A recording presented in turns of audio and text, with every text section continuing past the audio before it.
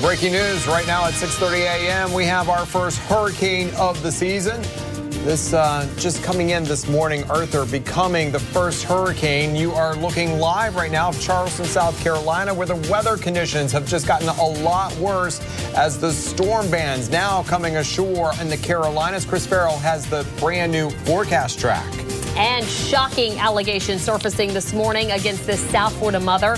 How police say she tried to kill her baby not once, but twice. And new information about the man who went on a naked rampage before being shot and killed by deputies. Why there's still a big question about exactly what happened that night. Now, CBS 12 News This Morning.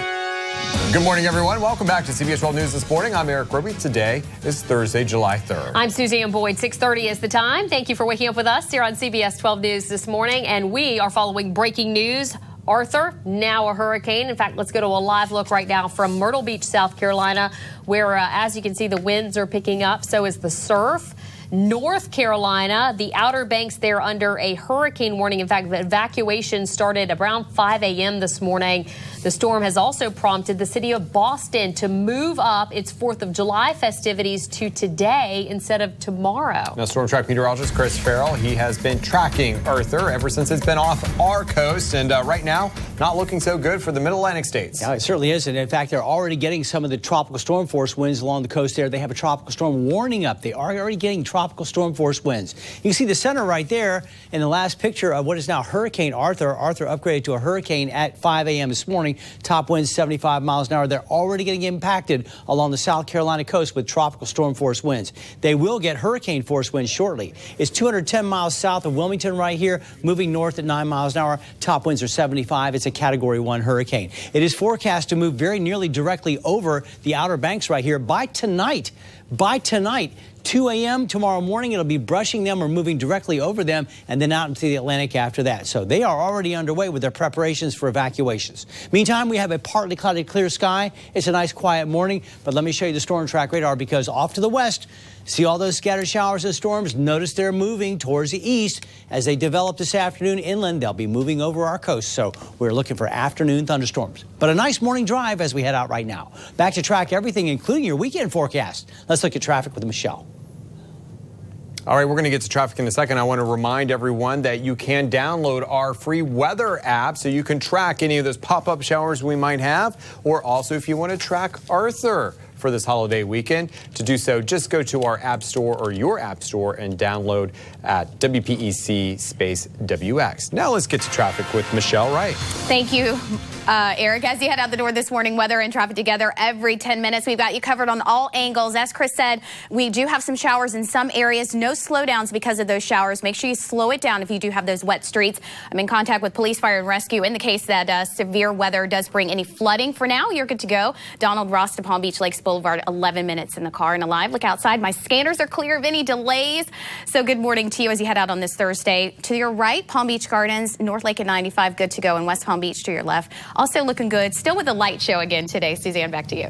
All right. Thank you, Michelle. 6:33 is the time. And the next time that you head to the airport may take a little bit longer to get through security. Officials are concerned that terrorists are developing new explosives that can't be detected with the current security system. CBS 12's Thomas Forster joining us live at Palm Beach International Airport.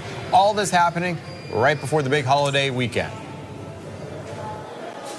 It certainly is, Eric. Now, if you're flying into the U.S. from either Europe or the Middle East, well, you better get ready for some serious scrutiny. You see, there are some major security concerns that Westerners could be recruited by terrorist groups to smuggle bombs on board airplanes. Over the past year, thousands of Westerners have been traveling to Syria to fight in the civil war there. Now, these new security measures will not affect domestic flights. Now, Eric and Suzanne back out here live. These new security measures will go in to effect immediately, and as you mentioned, just in time for the holiday weekend. Reporting live inside PBIA, I'm Thomas Forster, CBS 12 News This Morning.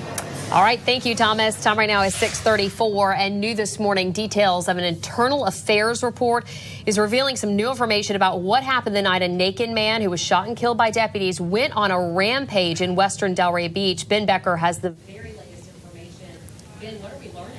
Suzanne, this internal affairs report was obtained by the Palm Beach Post. It says investigators don't know whether deputies fired a handgun or a stun gun first in this fatal shooting. The police say 28-year-old Anderson Joseph went on a violent rampage and attacked two people. The Palm Beach Post is reporting a deputy says Joseph moved like, quote, a bolt of lightning. The state attorney's office cleared the deputy of any wrongdoing in June in the shooting. The sheriff's office has described it as a case of excited delirium. A toxicology report did not show any trace of illegal drugs in Joseph's system. Now, before he was cornered, deputies say Joseph attacked a teen and a 66-year-old man was aggressive with deputies. Now, questions do remain about what prompted Joseph to go on this rampage and attack. Now, the shooting was the first of 6 officer-involved incidents this year in Palm Beach County. Back to you, Eric. All right, thank you, Ben. 6:35 is the time. We do have some new information. A South Florida mother waking up behind bars accused of trying to kill her 3-month-old baby. Broward County deputies say the 33-year-old Keisha Armour threw her baby into a canal and then watched him turn blue. A nurse driving by saw what was happening, called police, saved the baby. Armour later admitted to police that she gave the baby adult cough syrup and tried to smother him with a pillow about a month before this drowning attempt. The baby survived and is now in critical condition. The Royal Palm Beach teen under fire for tweeting about jury duty will be heading back to court this morning. He must explain why he violated a judge's orders. Yeah, we're waiting to hear what that explanation could actually be, to be tweeting inside of the jury box. CBS 12's Gary Whittam live in the Palm Beach County Courthouse. And of course, you know, these tweets were extremely important at the time, right, Gary? Oh, totally important. Like one of the tweets saying taking a nap.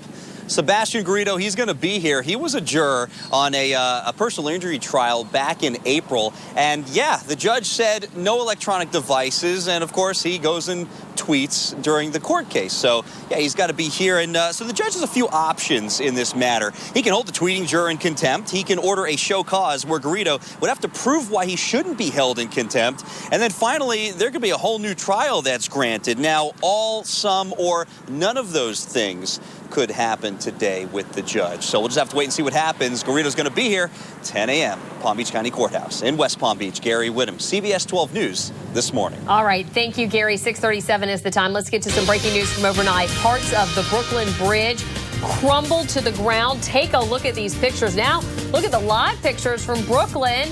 And the traffic's still moving across that bridge. So why did officials continue to let traffic go through?